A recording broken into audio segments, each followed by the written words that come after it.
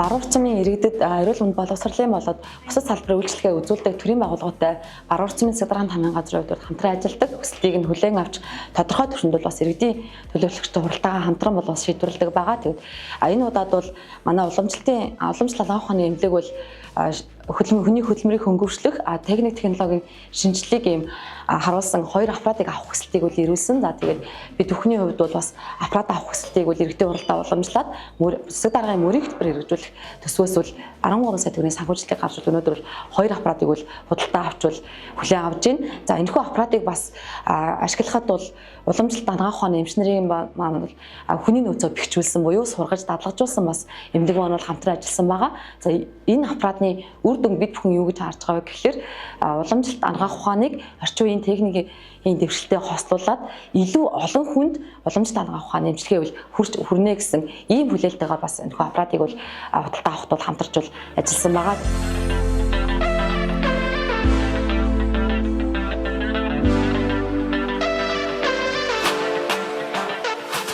За энэ аппарат нь болохоор улаан болон цэнхэр гэрлийн туяагаар эмчлэгддэг плазма ионоор өөрийгөө ариутгадаг ийм аппарат байгаа. Нэг суугтаа 30 минут суудаг.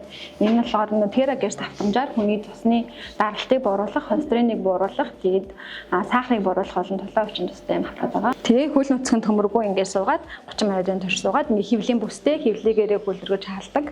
Тэгээд нэг суугтаа одоо ингээ хөлөөсөө хаалдаг. Тэгээд дээрээс нь хөвлөгөөсөө хаалдаг ийм үйлчлэг ажилладаг байхгүй.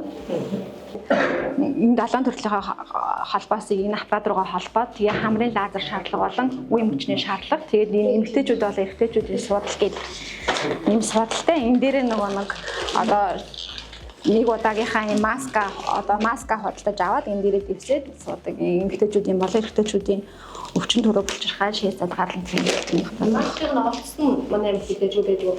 Маскныхаа олцсыг бол манайхаас нөгөө захиална. Тийм нөө Сингапурын Kinesti гэдэг компани оруулж ирсэн аппарат байхгүй. Тэгээд тэр компаниараа дамжуулаад захиалах юм.